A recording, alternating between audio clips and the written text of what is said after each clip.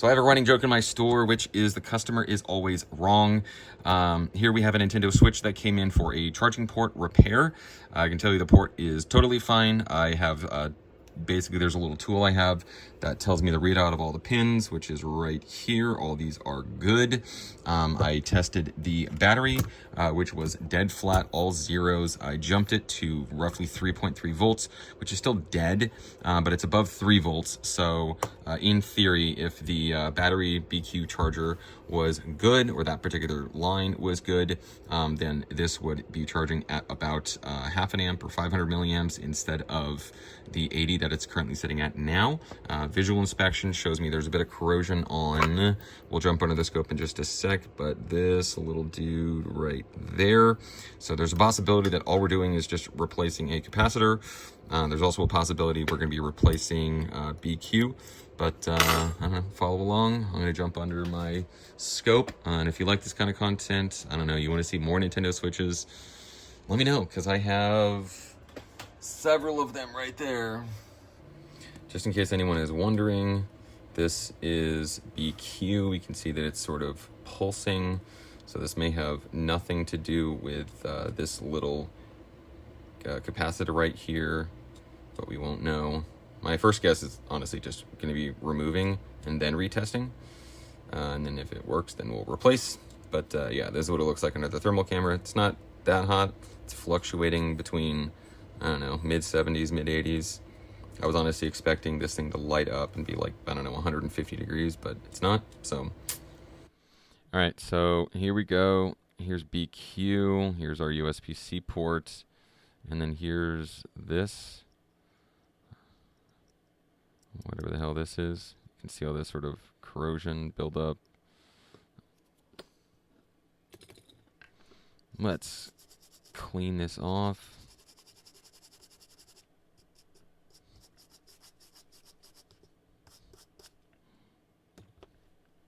So we can see how sort of discolored this is. Right down here, this is what it's supposed to look like. So let's remove it. Now this is going to be slightly tricky, not that tricky, because of this plastic connector right here. In diode mode, red probe on ground, black probe on the line. I think that's ground. Holy crap, we actually have a reading on this. 462. Alright, for reference, yeah, that's the same, roughly 500. That's ground.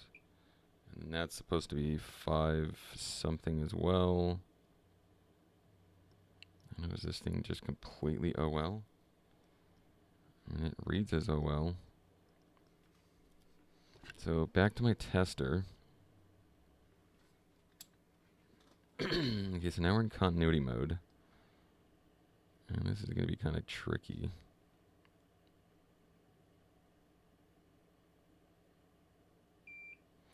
Yeah, so I guess it's connected to this pad right here.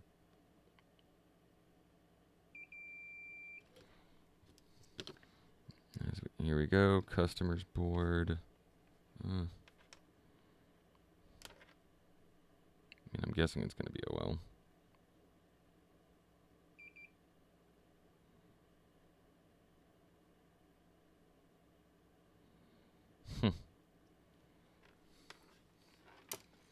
So, alright, something happened in between there. Let's start with that. It's probably a bit too much flux. Now, if only to get to this tiny little guy right here, which seems to actually be the problem.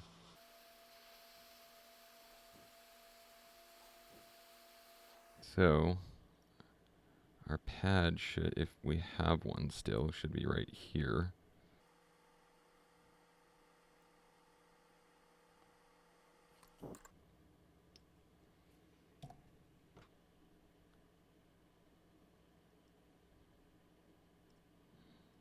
Alright, so I was able to, we still have a pad, which is good. I hope you can see that. I can see it. But yeah, a little silver right there.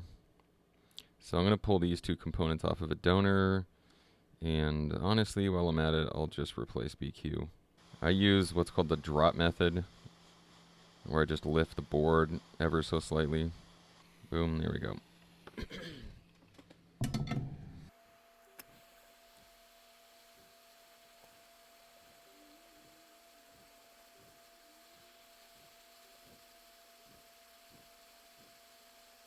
So we have this one, this one,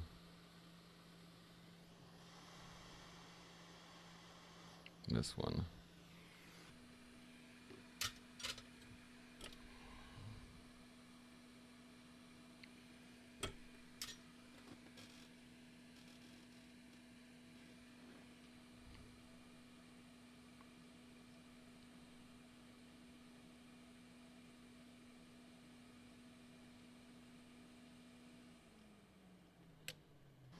Now I did that just to lower the melting temperature a little bit.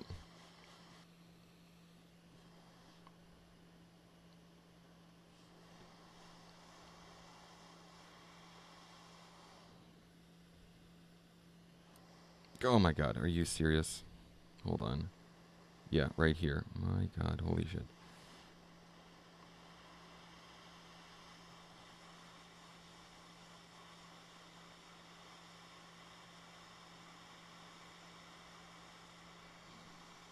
Oh my god, ow.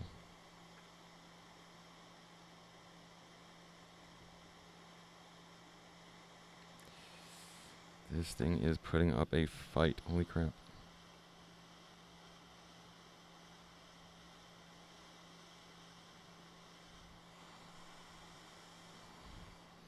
There we go.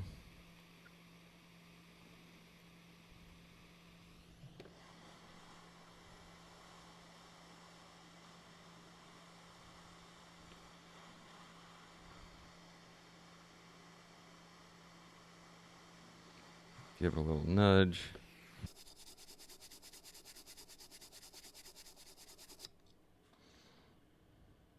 Now we can come back, test in diode mode.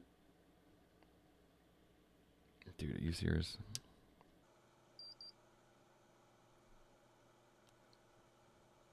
I had it in continuity mode. Okay. Diode mode. 450. 450. Awesome. And this is exactly what we're looking for. Obviously, this is my tester battery.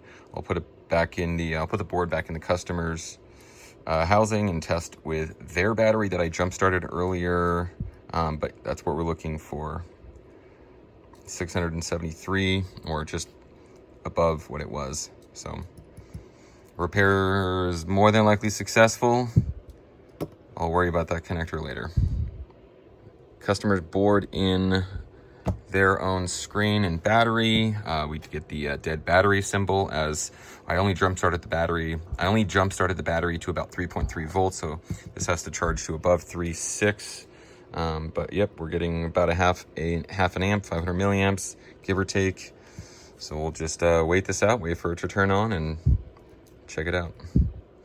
So I'm calling this one a success. As you can see, we're charging at about an amp, 15 volts and about an amp. I've come across quite a few of these, so I guess the telltale sign is that it charges at 15 volts, which means that M92 is working, but obviously it just won't charge the battery. So yeah, I don't know if you have something like this or you have a Nintendo Switch. I do take mail-ins. I also buy them, so if you want to just throw in the towel and, I don't know, send it on over, I might make a video out of it.